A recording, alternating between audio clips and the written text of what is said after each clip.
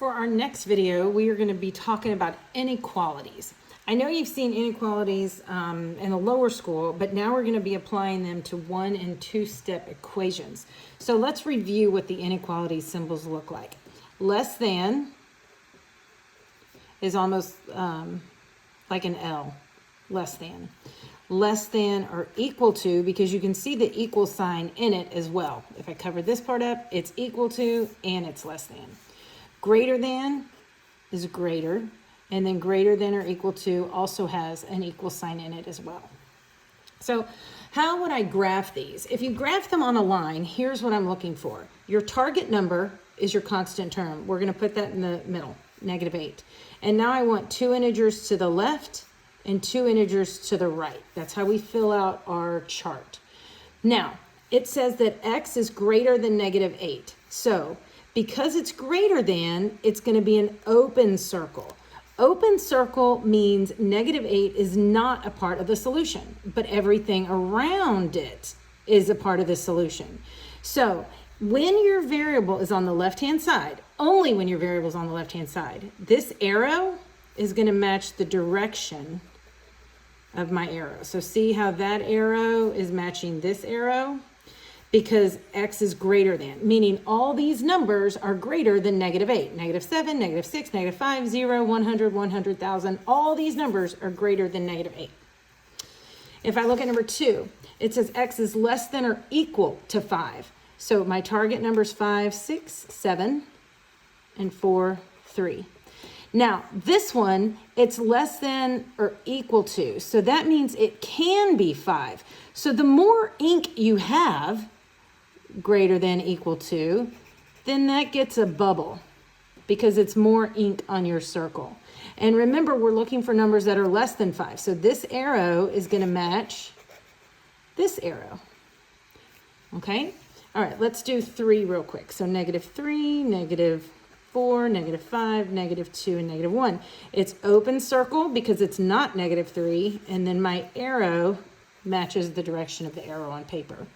Now, this one is not going to work. I have to use the symmetric property here. I always want my variable on the left. So symmetric property, P goes on the left and 7 on the right. But look, you also on symmetric property have to flip your sign, because if you read it backwards, it says P is less than 7.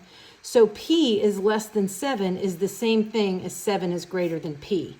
But we always want our variable on the left-hand side, so we can use that trick of following the arrow. Open circle on 7, shade to the left. That only works when your variable's on the left, okay? All right.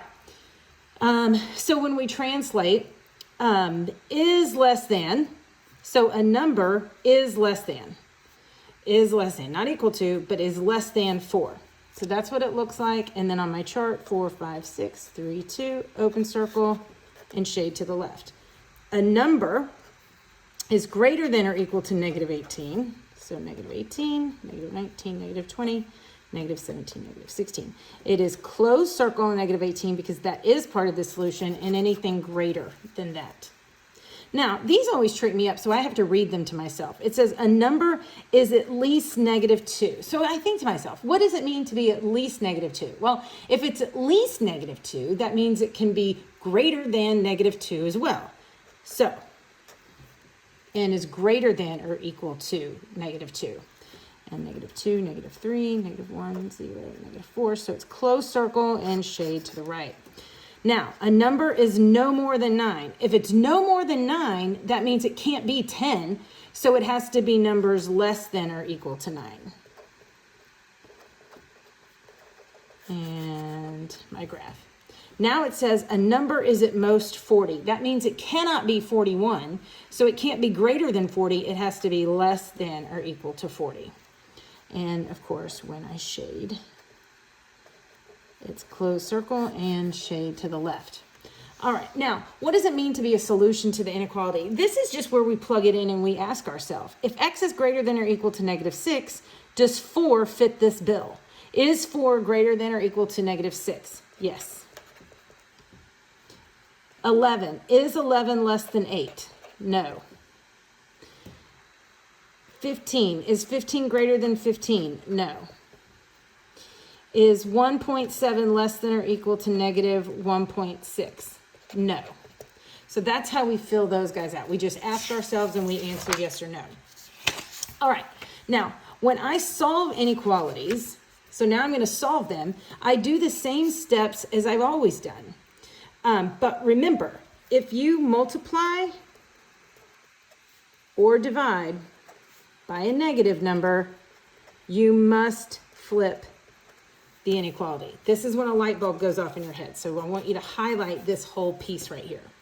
So I do the same thing. To get x by itself, I'm going to subtract 1 on both sides. I get 3x is less than 9. And now I divide both sides by 3. X is less than 3.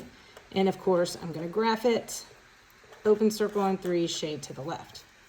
Okay, now let's go down on 20. Subtract 22 on both sides. Negative 2y is less than negative 4. Here is where I want you to highlight number 20. Because watch what I'm doing. I'm dividing both sides by a negative, so I must flip this sign, my inequality sign. Okay, so y is less than 2. So a big light bulb I want to go off in your head when you multiply or divide by a negative. Okay, so on this one, I'm going to subtract 4, and I get w over negative 7 is greater than 1. Now I'm multiplying by a negative on both sides. I still flip my sign because I'm multiplying. Okay, we'll do some more of these in class.